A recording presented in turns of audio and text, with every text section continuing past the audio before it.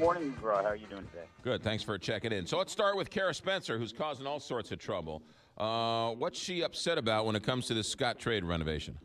Well, she has sent a letter to Comptroller Darlene Green, and there's a couple of interesting things in the letter. First, she asks the Comptroller for a legal opinion as to whether or not the Scottrade deal approved by the Board of Aldermen violates the Missouri Constitution. And what she's specifically worried about and threatening a lawsuit over is that the Constitution doesn't allow public bodies to issue their bonds for the purpose of benefit of a private individual. And while the Scottrade building is public, the project of Scottrade, the control of Scottrade, is completely run by Kiel Center Partners, the owners of the Blues, private individuals. And so the kinds of bidding and things that are going to go into this project are not like they would be on, say, bidding on a project for City Hall, in which there's complete public transparency and that sort of thing. And the things that they're building aren't long-term infrastructure. They're not building a new parking garage. They're not updating the concourse. They're building technology, the sorts of things that will benefit the private individuals that own the facility, as compared to, they won't outlast the facility. So the argument is that there may be a constitutional problem with what the Board of Aldermen approved. And the Blues, of course, say that they're moving forward with their project. They're already contractually obligated to do some things. They're starting their work June and July.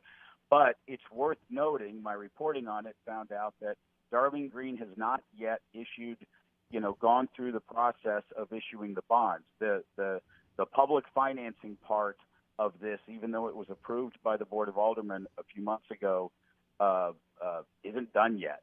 And Darlene Green has raised some questions as to whether or not she's going to move forward with the things that she would need to sign off on to get this deal done. So there are some serious questions over whether or not a wrench might be thrown into the works on the Scottrade project. Tony, how much of this is a frivolous lawsuit by the people and the aldermen who didn't want this to go through in the first place, and how much of this is a serious sort of misstep or a sort of misunderstanding or a mistake when all this was put together?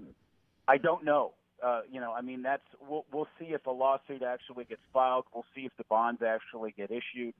I'm continuing to watch it. I know that when I met with Scottrade officials at the facility and Blues officials at the Scottrade facility, they're taking it very seriously. They don't think the lawsuit has merit, but they're also looking at it very carefully. They're aware the bonds haven't been issued yet. They're aware the comptroller has some issues with the process, and that the aldermen who voted no have some issues with the process.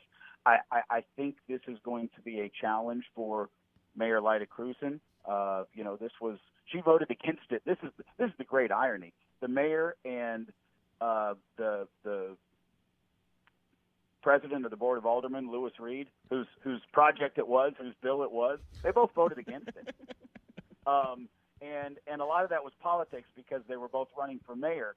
But you now have a situation where the three people with the most power to either do something or not do something were against the project. Darlene Green, Lewis Reed, who was against it before he was for it, before he was against it, before he was for it, and Lyda Cruzan, who voted against it, but now as mayor is probably in a position where I would guess she's more for it than against it. So,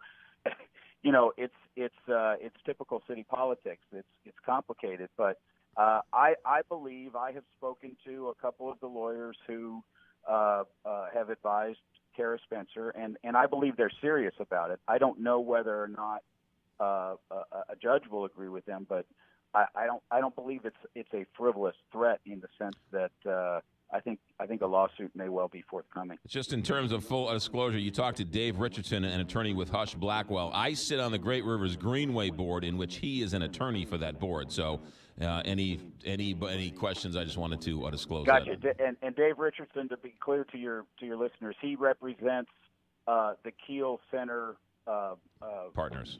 Partners, right. the Blues ownership. Right. And so, he doesn't believe that the lawsuit has merit, but he appears to be taking it very seriously. All right. Who is Joe Schicker? Joe Schicker is a master sergeant in the Missouri Guard. He is an American hero, a Missouri hero. He's a former Special Forces soldier who, in 2012, as part of a Guard unit called the Agriculture Development Team, went to Afghanistan, and literally on their first day at a forward operating base, they come under attack by the Taliban. They fight back the attack. Many Missouri Guardsmen are wounded. Schicker comes back, gets a Purple Heart pinned on him by Governor Jay Nixon. Governor Jay Nixon invites him to his State of the State address and stands him up and introduces him as a Missouri hero and says, this is the man who represents generations of American soldiers. Let's salute him today. And we did. I was there at that speech, and everybody stood and everybody clapped for Sergeant Joe Schicker. Days later, Sergeant Joe Schicker was demoted. And he was demoted because when he came back from Afghanistan, the Guard said, we don't have an E8. He was an E8 in military terminology in terms of what his pay grade was.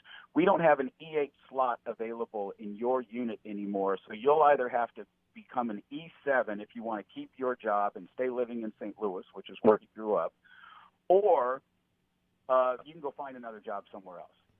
And this is a lifelong, military veteran. He said, I like my job. I'm good at my job. I want to stay what I'm doing. So he took a demotion because they said it was impossible for him to stay in his regular job at his regular rank. A year later, he finds out that, in fact, the Guard has made multiple exceptions on the rule that they told him wouldn't be broken for him. But, of course, as things work in most bureaucracies, including the military, the exceptions were made for people of a higher rank than him.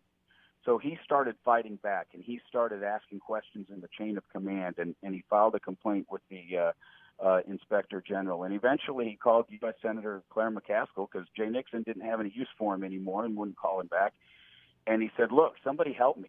They demoted me, and now the problem is they're not allowing him to get the next promotion that he was up for because the demotion changed the formula by which, in the military, everything that you do checks a box. That your time in service and your rank, all of that contributes to your next promotion. And because he took that voluntary demotion, it was affecting his ability to get his next promotion, and so they denied him a promotion.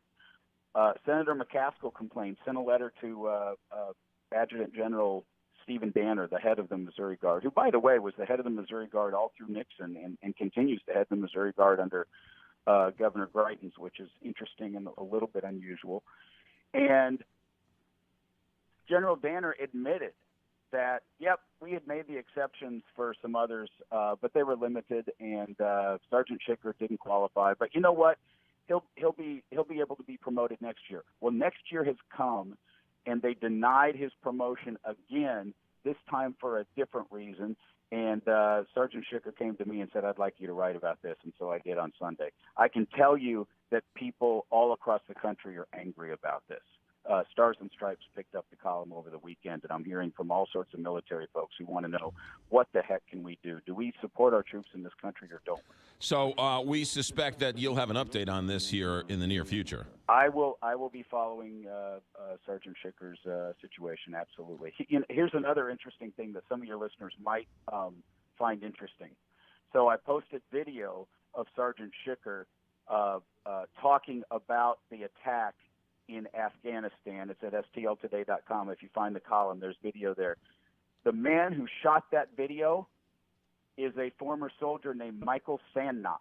Michael Sandnop is the other former Missouri Guard contractor that I've been writing about over the last year and a half, who was also who was fired by the Guard and had an investigation into that. The investigation determined that his firing was handled inappropriately, that he shouldn't have been fired. He still hasn't been reinstated. The Guard still hasn't admitted its problem, and there's a U.S. Senate investigation into that as well. Tony Messenger, STLtoday.com. We look forward to the updates on this as soon as you got them. Thanks for checking in. Good to talk to you. 826, Big